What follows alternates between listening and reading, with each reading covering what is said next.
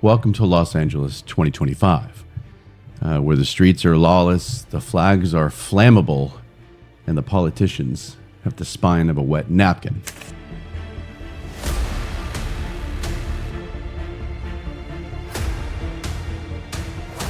Here's the thing. Emotion doesn't erase law. You can feel bad for someone. You can even empathize with their situation. I do. But that doesn't rewrite federal code. Crossing illegally is still illegal. And if we start picking and choosing based on who gives us the most feels, then law becomes a suggestion, not a structure. America doesn't need softer hearts. It needs stronger spines.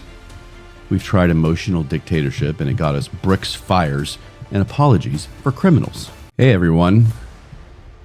What the hell is going on in our country? Have you ever seen a guy punch a cop, spit on the American flag, set a car on fire, and then scream about how he deserves rights?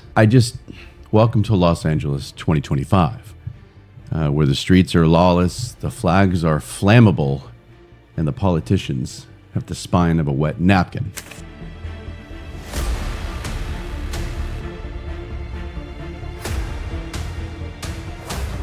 ICE carried out raids. Over 100 illegals detained. 113 of those illegal aliens had prior criminal convictions. Downtown LA, Fashion District, Home Depot jobs, gone. And within hours, boom! Activists blocking detention centers, concrete chunks flying at police, highways turned into war zones. Now here comes Maxine Waters, queen of denial, professional agitator, grabbing a mic to claim there's no violence. And even those who were out of step with what we are advocating, peaceful protest, did not create any violence. Nobody was shot, nobody was killed. Get it in your head. Don't believe what you're seeing. Lady, your city looks like Call of Duty, the civilian edition. And you're up there gaslighting the entire country like it's open mic night for delusional geriatrics.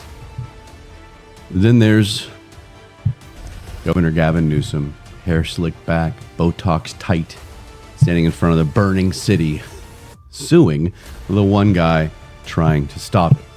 Trump sends the National Guard. Gavin files a lawsuit. That's like a lifeguard suing the guy who jumped in to save a drowning kid because he didn't ask permission first. Meanwhile, real families, the ones who followed the rules, waited in line, did it the right way. They're sitting at home watching illegal immigrants light flags on fire and wondering why the hell they even tried. This episode, we're torching the lies, the policies, the politics, and the cowardice that turned LA into a riot playground. And yes, we'll talk about the tiny gray area, which is what I try and do, the ones caught in the middle of all this. Don't get comfortable. It's not that long of a segment. So this is Stay in the Gray podcast. It's June 11th, 2025. Let's roll. So here's what lit the fuse. On June the 6th, ICE rolls into downtown LA. Again, like I said, the Fashion District, and there were some specific Home Depot sites, immigrant-heavy job zones, and they detained over 100 illegals. And we're not talking about rounding up families at Disneyland, much to what most lefties want you to believe. These were targeted raids. Law enforcement doing the job that every single keyboard warrior with an abolish ICE bio pretends doesn't need to be done. And within hours, LA does what LA does best. It loses its damn mind. Protesters rushed the Metropolitan Detention Center, blocking it like it was their spiritual duty. Before you could say Sanctuary City, people started throwing stun grenades and chunks of concrete at police. Concrete at cops. Let me spell it out for you. That is attempted murder. It's not activism. It's not civil disobedience even. It's not a cry for help. It's someone trying to cave in a police officer's skull because ICE dared to enforce immigration law. And of course, the streets weren't enough. Nope, these geniuses had to take it to the 101 freeway, setting cars on fire, erecting barricades, and treating Rush Hour like it was their own personal war film. Some of those cement blocks I was talking about were heaved at police cars and police officers outside of the car from high above. I'll let you guess what happens if one of those hits a police officer in the head. And here's the twist. While all of this chaos erupts, guess who's missing from it all? Anyone with a clue, a plan, or the balls to say, hey, maybe lighting your own city on fire isn't how we fix immigration policy. Because for them, this isn't about solutions, it's about performance. Rage theater, a tantrum televised for maximum virtue signal experience. One activist shouted to reporters, "We don't recognize these borders. This land isn't even America's to begin with." That stuff is so stale, and it's getting really old. But the welfare checks, the food stamps, and the free public education somehow are. And by the way, yes, it is America, borders and all. It was won fair and square generations ago. You weren't there. I wasn't there. But your ancestors, yeah, they lost. That's not oppression. That's a scoreboard. Sorry your great-great-great-grandfather sucked at war. History's brutal like that. Meanwhile, you have illegals waving flags from the countries that they've escaped, waving them high and proud, while burning the American flag like it's confetti at a damn quinceañera. We don't believe we stand with the people of the world. We need to bring down this empire. And yet we're supposed to clap politely at this? Sorry, you don't torch the flag of the United States and then cry about your rights. That's not bravery, that's entitlement wrapped in gasoline. While cops were dodging bricks and Marines were being deployed to downtown LA, our lovely leaders of California were busy doing what they do best, lying on camera. Let's start with Maxine Waters. I don't mean to insult Maxine, but my God, she looks like a puppet. She's the queen of empty district, patron saint of say something inflammatory and bounce. Here's what she said as fires were smoldering. "I have seen no violence. I've only seen people standing up for justice." Ma'am, there were Molotov cocktails bouncing off cruisers. Officers were hit with rebar poles. 7 journalists, including foreign press, were injured in Compton and Paramount. But Maxine's out here playing Stevie Wonder to it all. Now, let's talk about one of my favorites. Gavin Newsom, Governor Hairgel. His response to all this wasn't outrage over the violence in his state or sympathy for the store owners who were being looted and watching their livelihoods burn. Nope. Gavin got mad at Trump. He sued him for sending in troops. Because the real problem wasn't the riots and the violence, it was the federal government interfering with California's God-given right to fall apart in peace.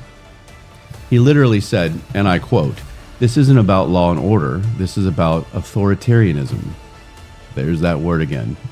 Ah yes, the man whose state banned gas stoves, plastic bags, and straws thinks Trump's deploying troops to stop attempted murder is a step too far.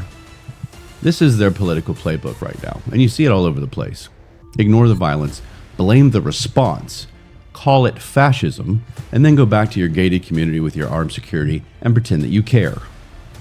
And the media? Oh, they were right there lighting candles for the mostly peaceful protests while standing in front of a burning Walgreens like it's a damn field report from Baghdad. CNN ran a chyron that read, "Demonstrations remain calm amid unrest," as flames licked the background like hell had opened up behind the correspondent. It reminds me of the Naked Gun film where the wonderful Leslie Nielsen, I believe was his name, was standing there trying to get everybody to calm down. And he said, "There's nothing to see." And there are literal fireworks and explosions and people flying through the air behind him. It's a funny movie.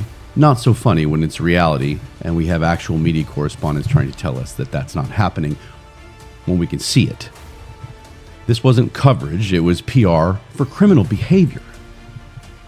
When the New York Times starts sounding like a protester's blog, you know we've crossed the line from journalism to fan fiction. Goodness, let's talk about what the streets actually look like. Because while Gavin was crying authoritarianism and Maxine was hallucinating peace, the ground reality was straight up warfare. Compton, Paramount, downtown LA. Police did not show up with water balloons and patience. They rolled in with tear gas, foam rounds, beanbags, and rubber bullets. And they still got overrun. You know it gets bad for law enforcement to deploy beanbags. It's basically saying, please stop lighting the freeway on fire. Here's a soft bullet to your ribs. And protesters, higher to that word. Try masked mobs hurling Molotovs, lighting vehicles on fire, shattering storefronts, and looting like it was Black Friday with no checkout counter. One journalist from The Times UK described it like this: "We were pinned against a wall by a crowd throwing debris. Police fired tear gas, and I watched a man throw a lit bottle into a moving car." First-hand account. But sure, tell me again how it's about love and justice. And while it's descending into anarchy, Trump steps in and does what leaders used to do and what they should do. He deployed 4,000 National Guard troops. Trump also activated 4,000 National Guard troops to quell protests. And an extra 700 Marines. He didn't wait for permission. He doesn't have to. He didn't wait for a poll.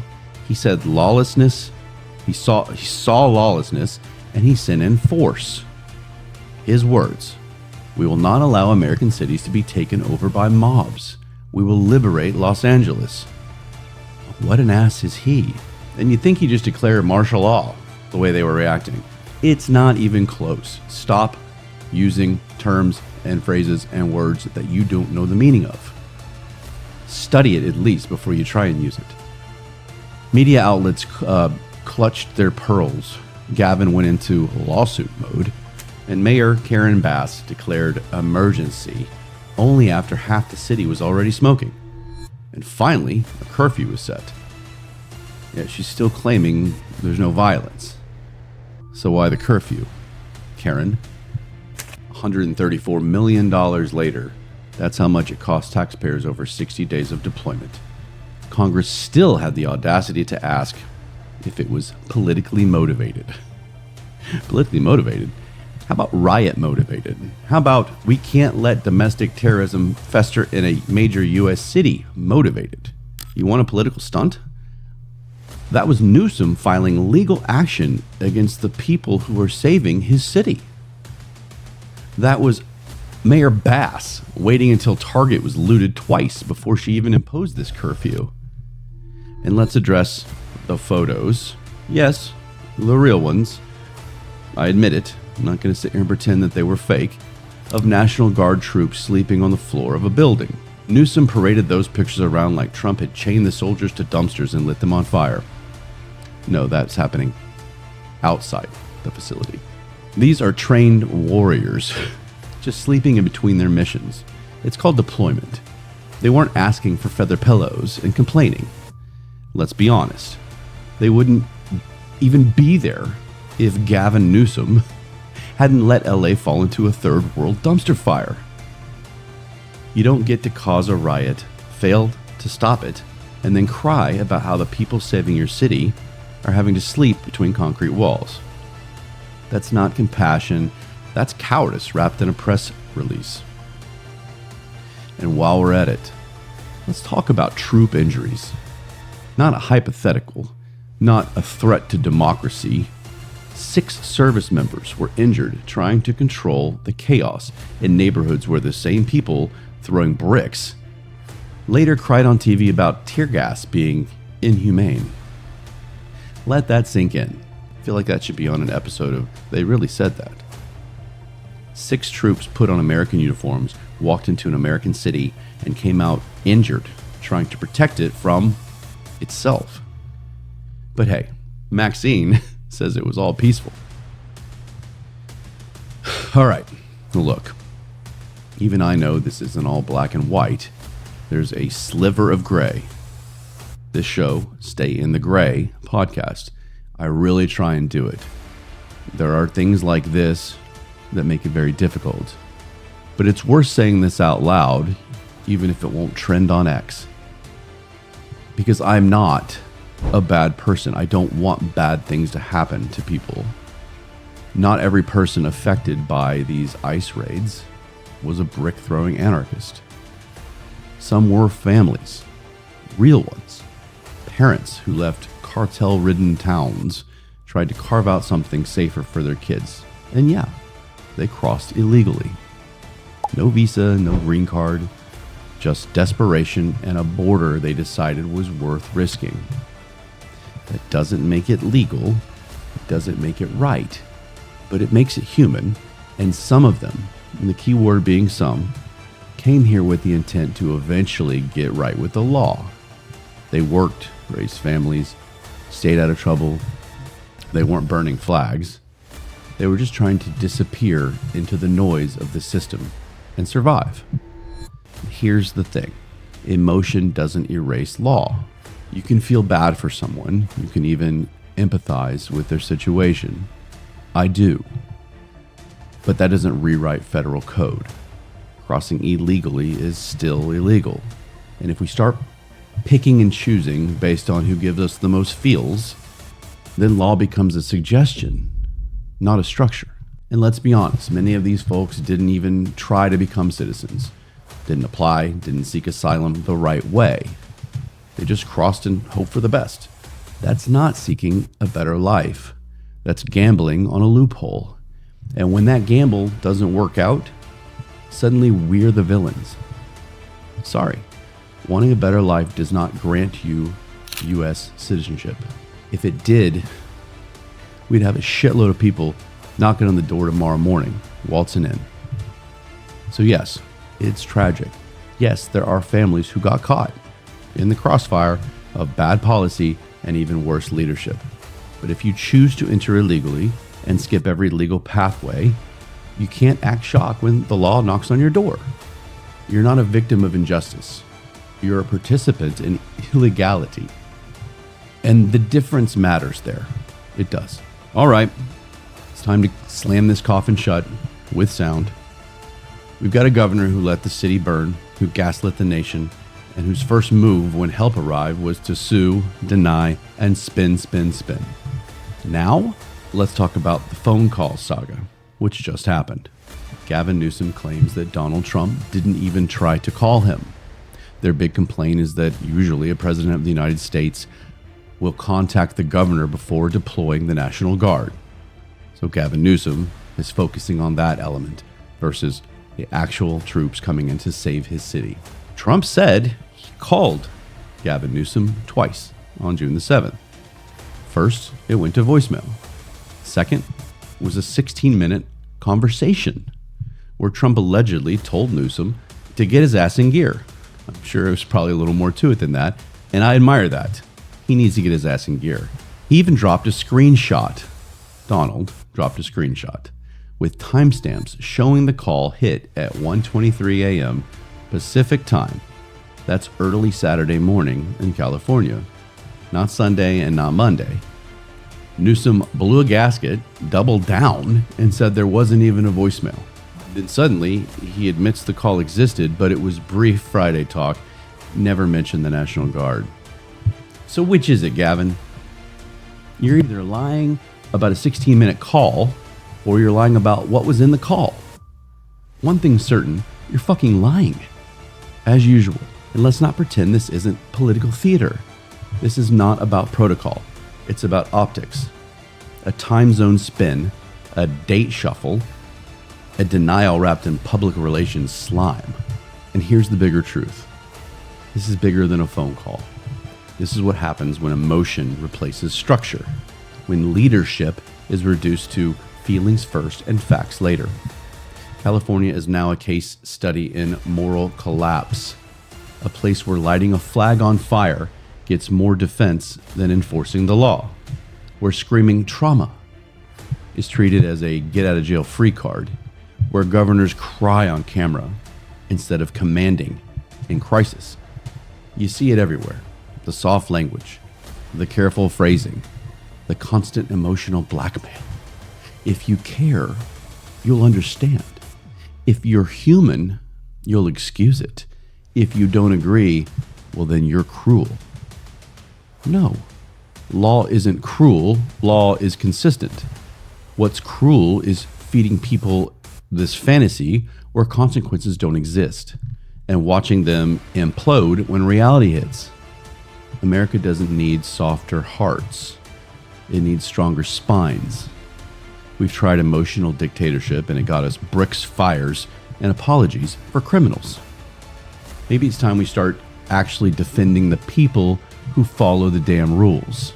There's so much to uncover here about the LA riots. There's so many things being said from the left. I just can't. Social media posts and stories and little snippets where these celebrities, most of them B-list, are pleading for people to understand. And it's beyond me that the people who are actually being thrown in the middle of all of this are being forgotten about. The people who are going in and actually doing something about it are being chastised. I just gave you a small sample size and the main characters in the California saga when it comes to their supposed leadership. Their governor, the LA mayor, and Maxine Waters, whatever the hell she does. I don't mean to laugh. It's not a laughing matter, but Maxine Waters, all you can do is laugh or cry. And I'm going to go with laughing. This has been Saying the Great podcast. You don't have to agree with everything that I say. You probably won't. But I'll never lie to make you comfortable.